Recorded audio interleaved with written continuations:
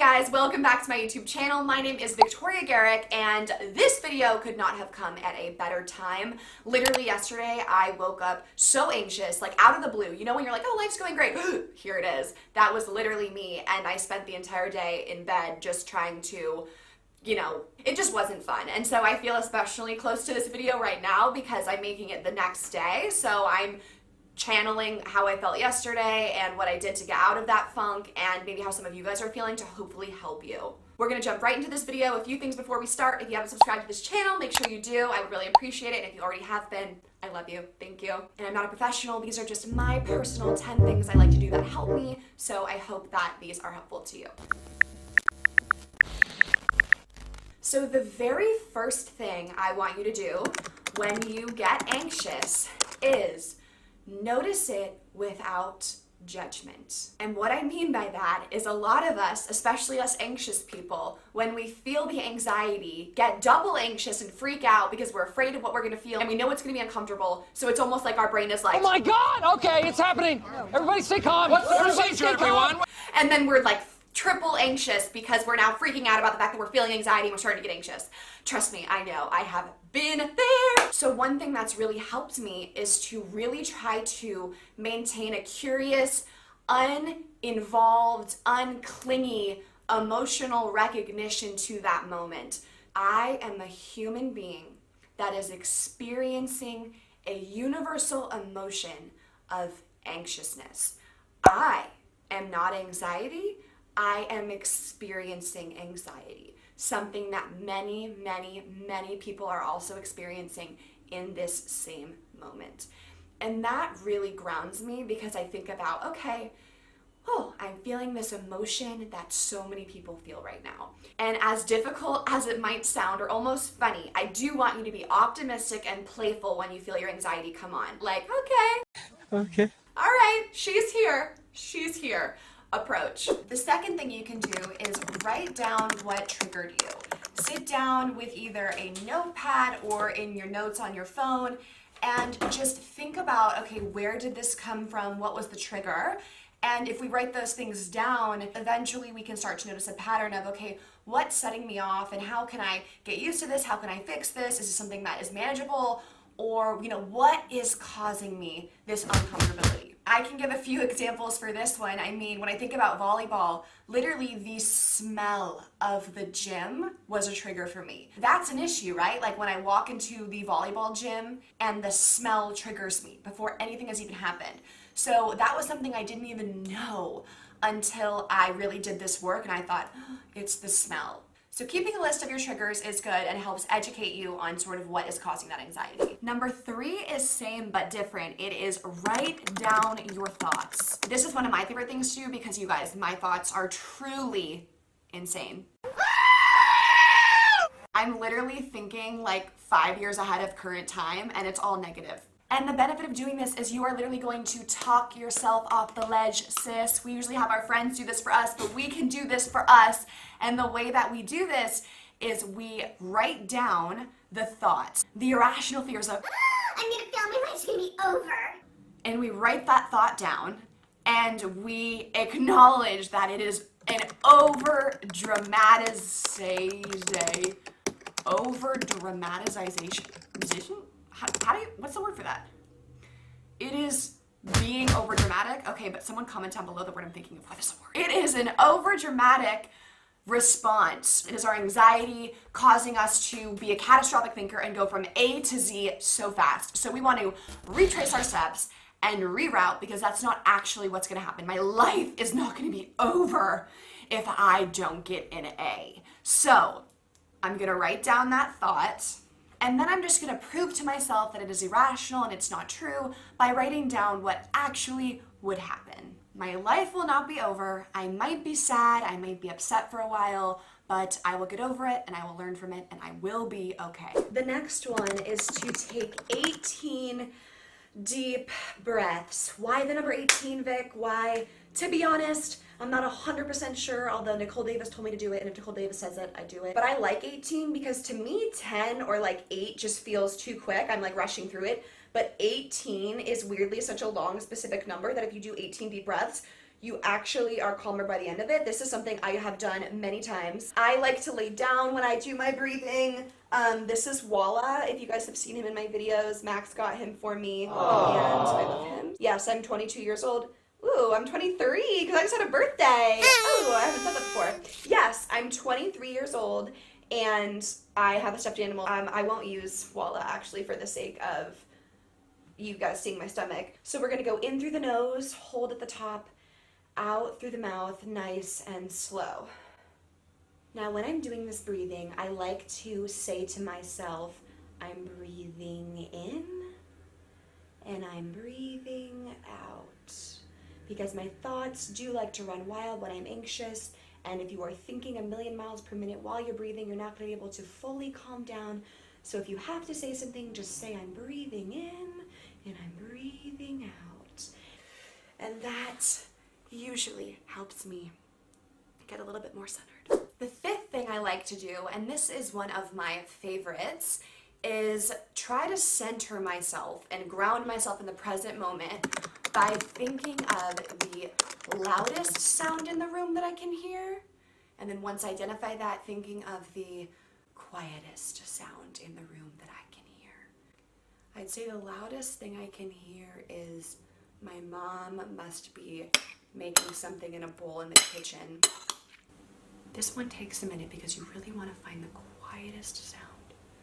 I would say the quietest thing I can hear is probably some footsteps. I can hear some footsteps upstairs, barely, that I normally would not be able to hear if I wasn't thinking about it. And doing this makes me feel really present because in this exact moment I've identified two things that I'm experiencing through my senses, and it just, like I said for the third time, grounds me. One of the next things you can do is get your mind completely off of whatever is causing you anxiety. This is my personal favorite thing to do. It's just like hitting a pause button. That's another thing this tip kind of is basically being like, okay, you know what? I'm gonna take 20 minutes or 10 minutes to just do something completely unrelated so that I can just get my mind and all of my thoughts off of this thing that's gonna happen. One of my personal favorite shows to watch when I feel this way is The Office. Episodes are like 20 minutes long, so I can just watch one episode and I just feel so much better and like I'm no longer in my own reality, if that makes sense. 10 minutes to invest in your mental health and calm yourself down and get yourself to a better state of mind. I promise you have that time. You need to take that time for yourself. And if you really feel like you don't, you're like, I only have 2 minutes or I only have 1 minute. Here's my next tip. Listen to calming music. This is so big for me, guys. I have so many songs that just are slow, they calm me down, and even if it's just 1 minute of the song or 2 minutes, you just sit there, you close your eyes, and you listen to the song, and also like breathing to the song if it's a slow beat.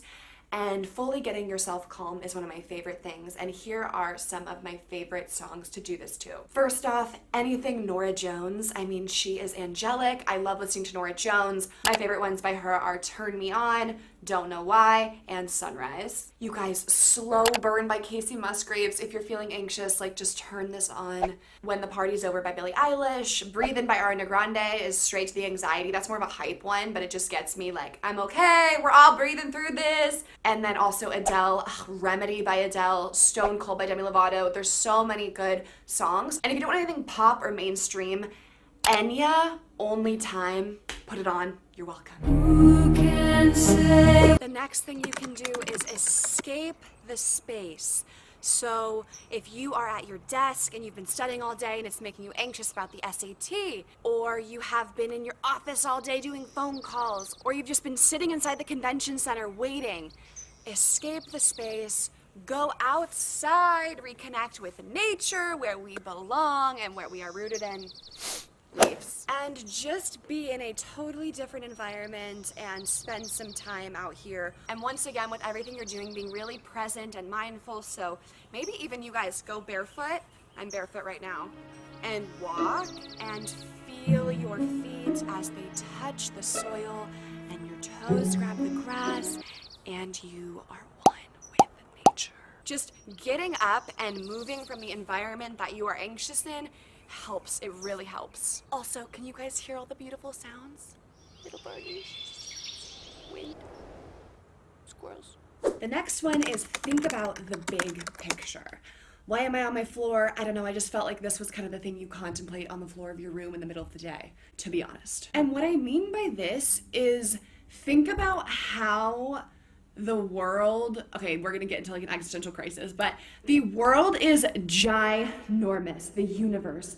We are one planet of many planets in one galaxy of many galaxies, and there are a jillion, quadrillion, badillion, matillion, cotillion other things happening than my small life. And I know that that also might make the anxious people more anxious, but to me, it helps me, so I'm just sharing what helps me. But one thing I think you should think about is, yes, it can be scary to think, like, I don't matter, nothing matters.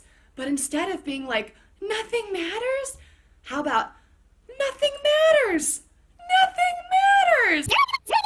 Nothing matters.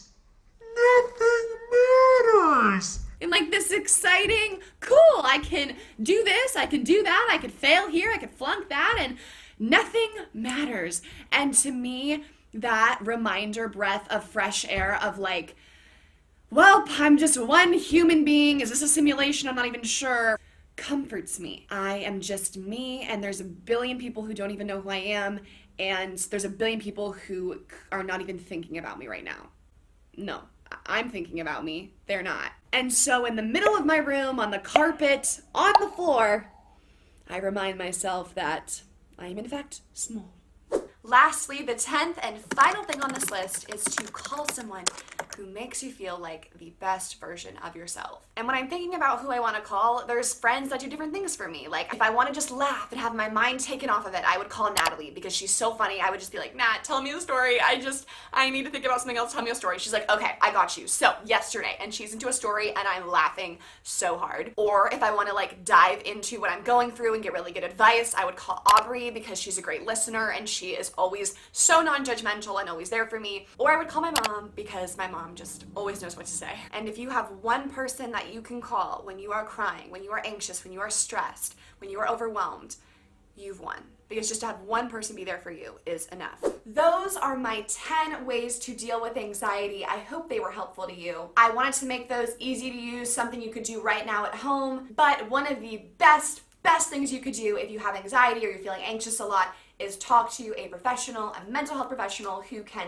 really help your personal situation and help walk you through the best things that you can do. Someone who has, that professional clinical background. I love seeing a therapist. I see a therapist. It is truly life-changing. I think everyone should go. One thing I really want to do too is a vlog, come to therapy with me, and just kind of normalize the whole like getting in the car, going to the waiting room, and just therapy, because so many people go and it's truly the best. Thank you again for watching this video. Once again, I'm Victoria Garrick, and you can follow me on Instagram, and you can follow me on TikTok, and you can follow me on Twitter, and most of all, you can subscribe to this YouTube channel for videos every single Thursday. Thank you guys so much for watching, and I will see you next week.